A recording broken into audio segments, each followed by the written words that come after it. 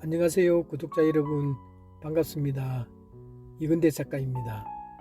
대장 내시경은 대장암 전 단계인 선종성 용종을 발견하고 제거해 대장암을 예방할 수 있는 가장 효과적인 방법입니다.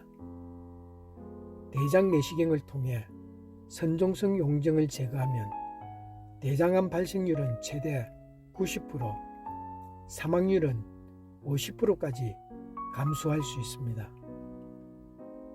그런데 대장 내시경은 검진 전에 장을 비우기 위해 약물을 복용해야 하는 애로사항이 있습니다. 특히 연세가 드신 분들은 속을 비우다 보면 기력이 떨어지는 문제점을 안고 있습니다. 그러면 대장 내시경은 몇 세까지 하는 게 가장 좋을까요? 일반적으로 75세까지입니다. 대장암 병력이 없고 건강한 사람은 건강검진 목적의 대장 내시경은 75세까지만 할 것을 권고합니다.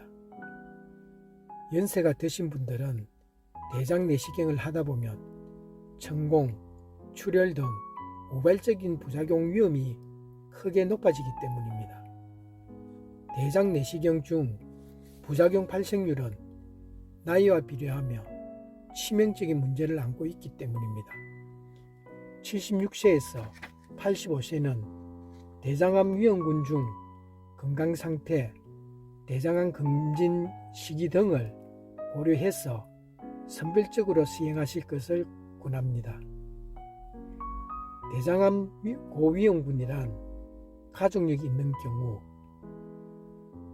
과거 대장암 치료를 받은 경우, 당뇨, 고혈압, 이상지질혈증, 비만 등 대사증후군이 있는 경우에는 76세에서 85세까지 선별적으로 권고합니다.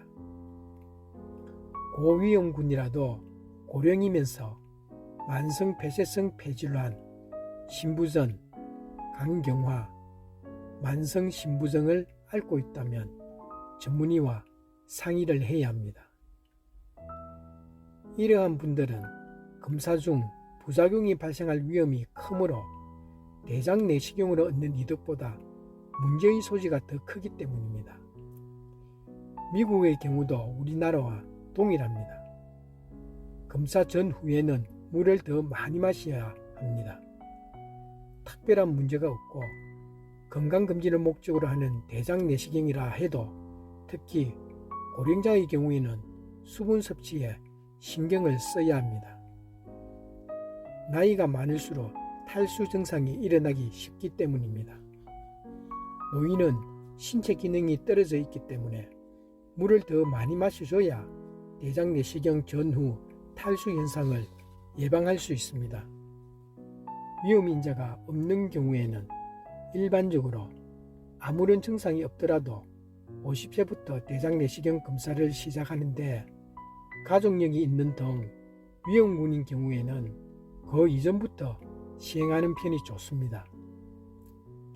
50세부터 대장 내시경 검사를 시작하여 5년 주기로 정기적으로 검사를 받는 것이 좋으며 선종성 용종이 발견된 경우에는 3년 주기로 정기적으로 검사를 하는 것을 권고하고 있습니다.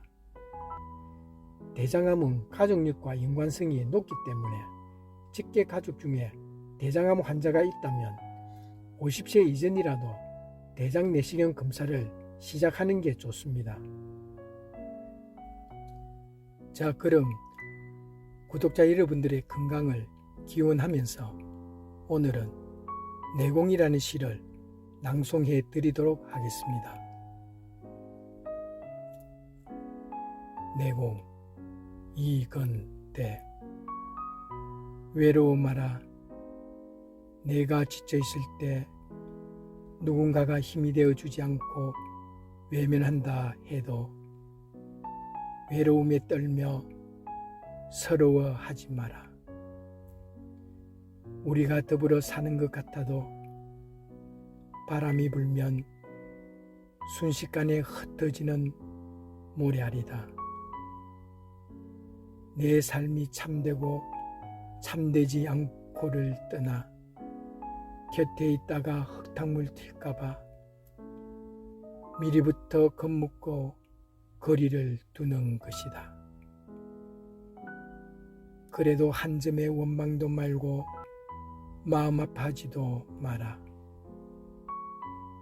지금 내가 지쳐 있는 것보다 더 무서운 것은 사람에 대한 배신과 실망이다. 정말 죽을 만큼 힘이 들면 마음의 짐을 내려놓고 길가에 앉아 밤하늘의 별을 보면서 조금 쉬었다 가라. 남에게 기댈 생각도 하지 말고 그 누구도 믿지 마라. 힘들 때 더 철저히 혼자가 되어야 한다.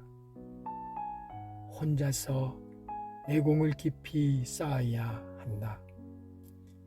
그래야 더 큰 미래가 오고 그래야 더 많은 기회가 오는 것이다.